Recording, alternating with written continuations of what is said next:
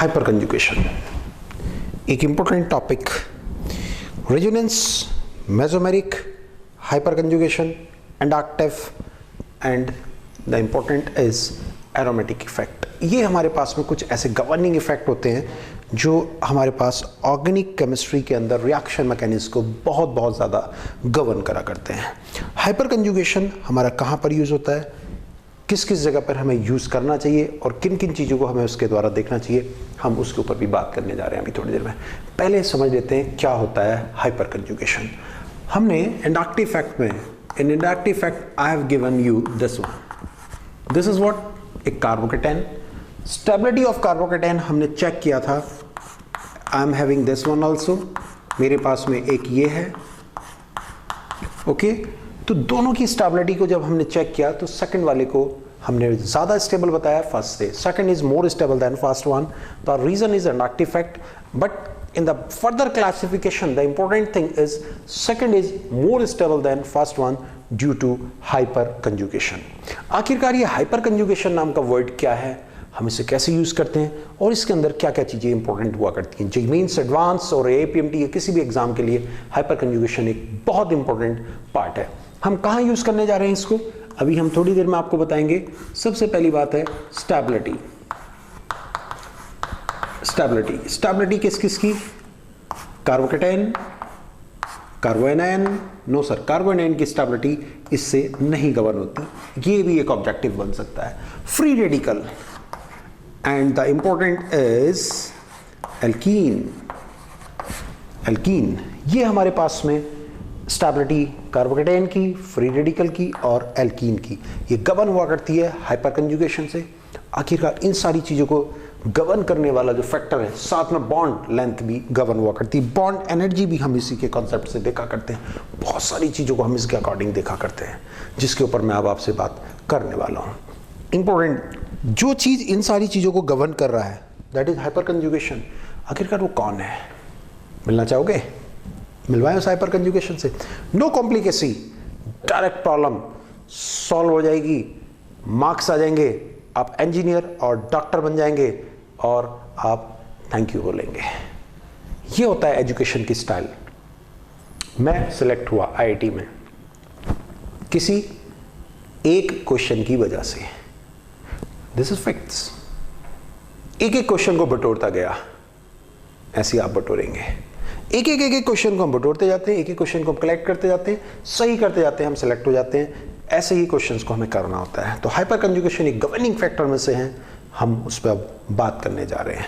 This is from organic in my pocket, ये आपके पास book है ऑर्गेनिक इन माय पॉकेट, इसको मैं अब आपके सामने चीज़ों को सॉल्व करके चल रहा हूँ। तो हम हाइपर कंजुगेशन की स्टाइल पे आ जाते हैं और बात करते हैं उसके सारे फैक्टर्स की जिसके द्वारा हम चीज़ों को सॉल्व करते हैं। Suppose I am having this carbocation, what, CH3CH2+, मेरे पास में ये है। We are having H and CH2+, ये पॉजिटिव है, मींस इलेक्ट्रॉन की डेफिशिएंसी है। डेफिशिएंसी को ये bond, this bond is what, ये भी अपने आप में एक इलेक्ट्रॉन डेंसिटी है। ये इलेक्ट्रॉन डेंसिटी इधर की ओर शिफ्ट होगी पॉजिटिव को कम करने के लिए। जब ये इधर शिफ्ट होगी तो ये भी शिफ्ट होगा।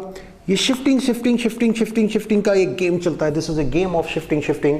सो इन दिस वे ये ब्रेक हो जाता है इस तरह से, ये इसके ऊपर ब्रेक हो जाएगा। This is what is sigma bond. Single bond is known as sigma bond, ये सिग्मा बॉन्ड है। ये जैसे इधर की ओर ब्रेक होगा then what happen, the happening thing is this is negative and this is positive and H is having positive. H अपने पास में पॉजिटिव को रख करके चलता है। Now very important part, this negative and positive means ये negative charge यहाँ पर डेवलप होगा, मीन्स ये इलेक्ट्रॉन डोनेट होंगे और यहाँ पर एक बॉन्ड फॉर्म करेंगे और this bond is what, this is sigma and this is pi. Okay, तो लिव इट, चीज़ों को छोड़ दीजिए, थोड़ा समझिए। और ये H+ यहीं पर वेट कर रहा है, ये H+ यहीं पर अभी भी वेट कर रहा है क्योंकि इसको आपने थोड़ी देर के लिए हटा दिया था। What, breaking V, negative, this positive become double bond, as is clear। ये नेगेटिव पॉजिटिव मिलकर डबल बॉन्ड बनाते हैं। दिस सिग्मा इज ब्रेकिंग, ये इलेक्ट्रॉन्स सिग्मा के इलेक्ट्रॉन से यहां पहुंचे, यहां जब ये पहुंचते हैं after this they goes to here form a pi, sigma form a pi, means this sigma electrons become pi electrons, pi bond means and H plus is removed, एक H plus हमेशा साइड में खड़ा रहता है। So in this way we are having four things, हमारे पास में चार बातें निकल करके आती हैं। four things, first ये जो H है इनको हम हाइपर कंजुगेट कहते हैं, ये जो H है इन्हीं का नाम हाइपर कंजुगेट्स होता है। कितने? 1 2 3 3 हाइपर कंजुगेट्स हैं। किनको बोलते हैं? This is what operating and this is what alpha, this is alpha carbon. Alpha carbon पे रहने वाले हाइड्रोजन्स को हम हाइपर कंजुगेट्स बोलते हैं। कितनी बार ऐसी ब्रेकिंग हो सकती है? 1 2 3, we are having 3 time of breaking, हम 3 तरह से ब्रेक कर सकते हैं। नाउ व्हाट, सिग्मा ब्रेक हुआ, डबल बना, मींस सिग्मा पाई इफेक्ट, ये अपने आप में सिग्मा पाई इफेक्ट कहलाता है। सिग्मा से पाई फॉर्मेशन हुआ है। दिस इज सेकेंड पार्ट, ये हमारी दूसरी बात क्लियर होती है। ठीक है। Third is that is no bond resonance.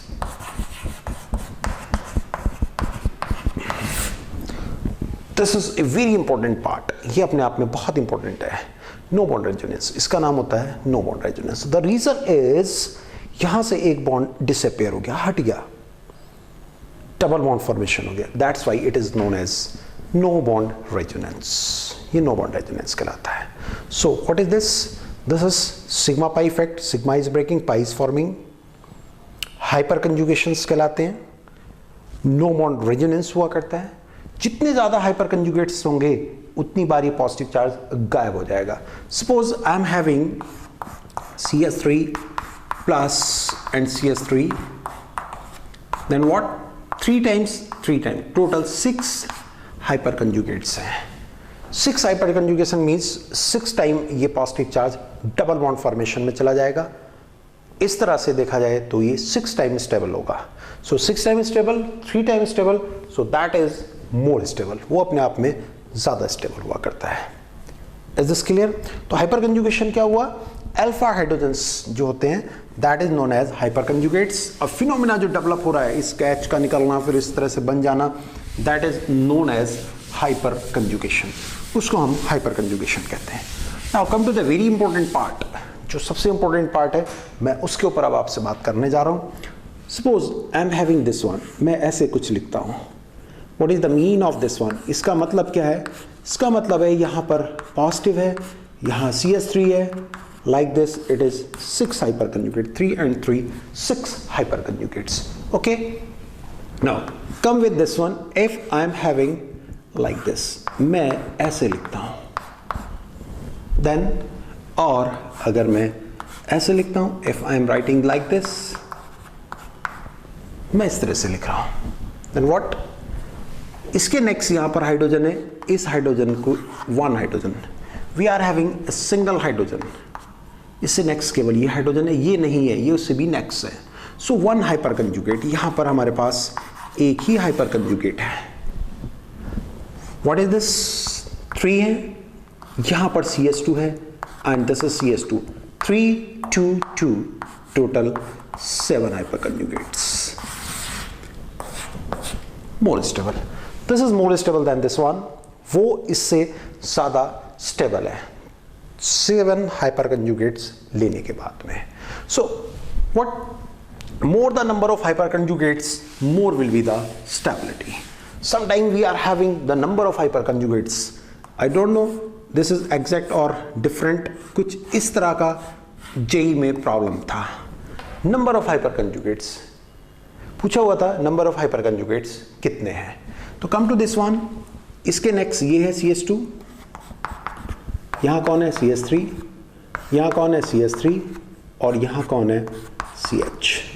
Positive से नेक्स्ट 2 हाइड्रोजन्स, 2 हाइपरकंजुगेट, पॉजिटिव से नेक्स्ट 3 हाइड्रोजन्स, 3 हाइपरकंजुगेट, पॉजिटिव से next 1 hydrogen, total are 6 hydrogens. We are having 6 hydrogens, so 6 hyperconjugates. In this we are having 6 hyperconjugates. Is this clear? तो this was the problem. ये हमारे पास में एक problem थी हाइपरकंजुगेशन की, JEE में आई हुई. आप इस तरह से चीज़ों को सॉल्व कर सकते हैं. आप सोच रहे होंगे ये बहुत इजी हाइपरकंजुगेशन कंसेप्ट हुआ है. Really this is now easy. इस समय इजी है, लेकिन इसके एप्लीकेशंस की हम जब बात करेंगे देन वी कैन फाइंड कि हाइपरकंजुगेशन कितना ज़्यादा इंपॉर्टेंट रोल प्ले करता है. फ्री रेडिकल के कॉन्सेप्ट में भी अगर हम बात करते हैं, अगर हम बात करेंगे free radical concept, free radical means इस तरह से like this, we are having free radical, this is free radical, no charge, and the breaking is S. ये मेरे पास में ब्रेकिंग है. एक हाइड्रोजन फ्री रेडिकली ब्रेक हुआ, one is free radically remove, free radical मिलके डबल बॉन्ड,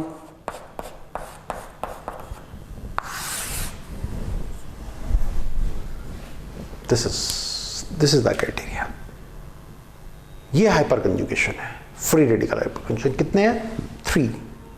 6 होंगे, ज्यादा स्टेबिलिटी होगी. This is hyperconjugation. Free radical की स्टेबिलिटी का रीजन इज हाइपरकंजुगेशन.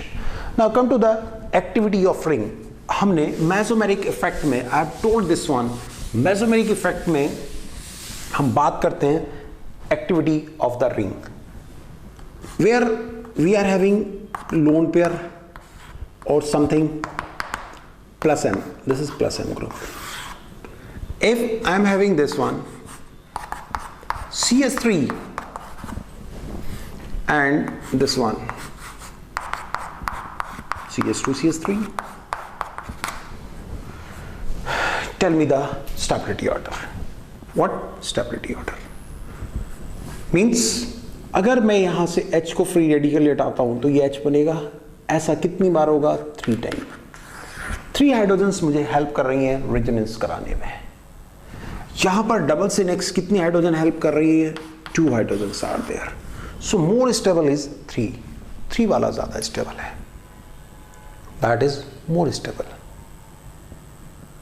ठीक है, वो हमारे पास ज्यादा स्टेबल है. Come to the next one. आखिरकार स्टेबिलिटी ऑफ एल्कीन्स के रेस्पेक्टिव हम किस तरह से वर्क करेंगे, वहां से ये कॉन्सेप्ट और भी बिल्टअप होता है.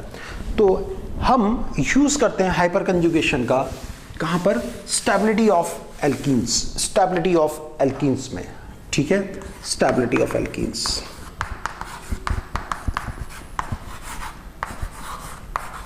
We are using, if I am having CS3 CH double bond CS2, 3 hyperconjugates, CS3 CS3 CS2, 6 hyperconjugates, CS3 CS3 and CS3, 9 hyperconjugates. So more the number of hyperconjugates, double bond से next carbon पे hydrogen 3 3 3 9 hyperconjugates, double bond से next carbon पे hydrogen 6 hyperconjugates, double bonded carbon से next carbon पे hydrogen 3 hyperconjugates. तो more the number of hyperconjugates. If I am having A B C, so order is CBA. This is the stability order. ये stability order है. Is this clear? Now come to the very very important part.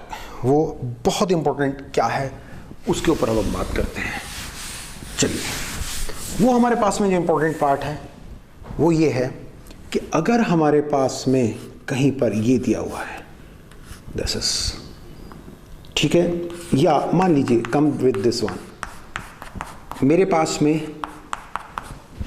ये लिखा हुआ है 3 and 3 6 hyperconjugates, 3 and 3 6 hyperconjugates. If I am having like this, same number of carbon है, same number of double bond है, then what? Double से next carbon, carbon पे कितने hydrogens? 2 hydrogens. Only 2 hydrogens, so two hyper conjugates. So more stable is A और B की अगर हम बात करेंगे तो A is more stable than B1, A ज्यादा स्टेबल है B से।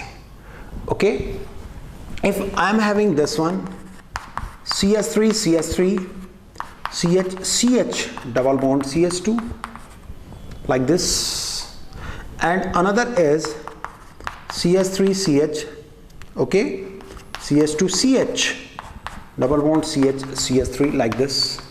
So number of carbons are same but hyperconjugates are different, and this is having one hyperconjugation, this is having 2 and 3 5 hyperconjugates. So stability will be more in this case. इस case में stability ज्यादा होगी, ये ध्यान रखे रहेंगे। Now come to another one, that is if cyclic like this, ये दिया है, यहां पर हमें इसे बनाया, this is and this one, यहां क्या बनता है CH2 CH2 double bond and CH3, यहां ये this is CH3 CH CH2, double से नेक्स्ट कार्बन, कार्बन पर हाइड्रोजन, डबल से नेक्स्ट कार्बन, कार्बन पर हाइड्रोजन, 2 and 1 3 hyperconjugates, डबल से नेक्स्ट कार्बन, कार्बन पर hydrogen, 3 hyperconjugates, 2 hyperconjugates, 2 hyperconjugates, 2 2 4 3 7 hyperconjugates। ये एक ही जैसा है, दोनों सेम स्टाइल में है, बट नंबर ऑफ हाइपरकंजुगेट्स कितने, डबल से नेक्स्ट पे 2, डबल से नेक्स्ट पे 1, बस 3 हाइपरकंजुगेट्स हैं। We are having 3 hyperconjugates, we are having 7 hyperconjugate, so it is more stable, अपने आप में ये ज्यादा स्टेबल है। इट इज क्लियर, ये हमारे पास में ज्यादा स्टेबल है। तो एल्कीन की स्टेबिलिटी के लिए भी हम इस तरह से देखते हैं। हाँ, सिस और ट्रांस का कंसेप्ट अगर हमारे सामने आता है, ठीक है, जो मैं आगे की ओर आपसे डिस्कस करूंगा, जिसको सिस और ट्रांस वाले कंसेप्ट को सिस ट्रांस 6 6 6 6 हो जाएंगे, तो उसको मैं आगे डिस्कस करूंगा। तो उसमें मैं आपको ये बताऊंगा कि स्टेबिलिटी का ऑर्डर हम किस तरह से देखते हैं।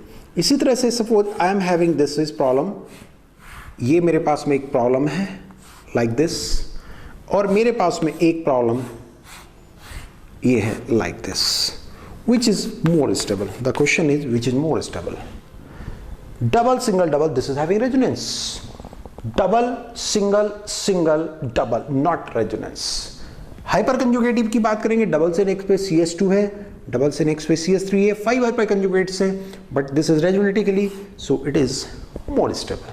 अगर स्टेबिलिटी की बात करते हैं तो मोर स्टेबिलिटी इस कॉन्सेप्ट से हम देख सकते हैं। Is this clear? Now one of the most important part of hyperconjugation is that is reactivity। किस तरह की रिएक्टिविटी की हम बात करने जा रहे हैं, उससे पहले मैं आपको एक छोटा सा बहुत स्मॉल कॉन्सेप्ट आपको समझाने जा रहा हूं, जो आप यहां पर समझेंगे, और उसके बाद हम इससे नेक्स्ट की तरफ चलना स्टार्ट करेंगे।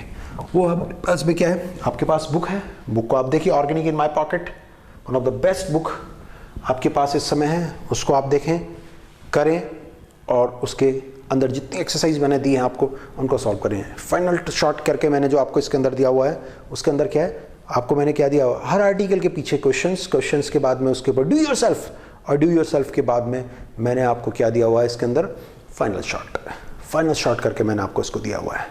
ठीक है, तो ये फाइनल शॉर्ट हमारे लिए क्या हुआ करता है, इंपॉर्टेंट हुआ करता है, बहुत ज़्यादा इंपॉर्टेंट हुआ करता है। फाइनल शॉर्ट को हमें सॉल्व करना बहुत ज़रूरी होता है। फाइनल शॉर्ट को मैंने अलग से DVD दी है, क्योंकि हायर प्रॉब्लम्स है, इसलिए आपको उन्हें अलग से सॉल्व करना है। Now come to the one of the important part of this hyperconjugation, that is bond energy. Bond energy के अंदर इसका हम यूज करते हैं, बॉन्ड ब्रेक करने के बाद हम उसको यूज करेंगे। ठीक है, सेकंड यूज हमारे पास में जो सबसे ज्यादा इंपॉर्टेंट है, जिसको मैं अभी डिस्कस करने जा रहा हूं, that is reverse hyper conjugation. Reverse hyper conjugation क्या होता है? Reverse hyper conjugation, this is used in anions stability. ये एनायंस की स्टेबिलिटी में यूज होता है। अभी तक हम यहां से फ्रॉम सिग्मा टू पाई हम इलेक्ट्रॉन्स का वर्किंग कर रहे थे, इसमें जस्ट रिवर्स वर्किंग हुआ करती है। we are having Cl, Cl, Cl and CS2 minus. Remove Cl minus. This is Cl, CCl and CS2 minus. This is plus. ये यहां पर आएगा, यहां पर ये मिलकर के क्या बनाएंगे? Double bond. ये फॉर्मेशन हो जाएगी. This negative goes to here, form double bond. This is the criteria. ये हमारे पास में क्राइटेरिया बनता है. क्या क्राइटेरिया हुआ? देखिए इसमें डिफरेंट हुआ. ब्रेकिंग हुई आपकी reverse. Reverse means like this. This is known as reverse hyperconjugation. Phenomena दोनों का सेम है. ये कहाँ कहाँ यूज होता है, कैसे कैसे हम यूज करते हैं, किस किस जगह पर हमें इसे हेल्प मिलेगी, वो बहुत इंपॉर्टेंट है. क्यों? क्योंकि हमारे पास में ये इस तरह से मेसोमेरिक इफेक्ट के अंदर हम जानते हैं यहाँ पर लोन पेयर है, प्लस एम हो गया, ठीक है. हम जानते हैं अगर मेरे पास में कहीं पर NO2 लिखा हुआ है, this is direct minus M, plus M and minus M. ये आप सब जानते हैं, ठीक है. लेकिन जब मैं आपसे कुछ और बात करता हूं इसके अंदर, तो वो मैं आपसे जानना चाहता हूं. हम उसके ऊपर इस समय बात कर रहे हैं. क्या कि मेरे पास में ये plus M and minus M है. अगर मेरे पास में कहीं पर if I am having this one CS3 and I am having this one CCl3, then what is the फंडा?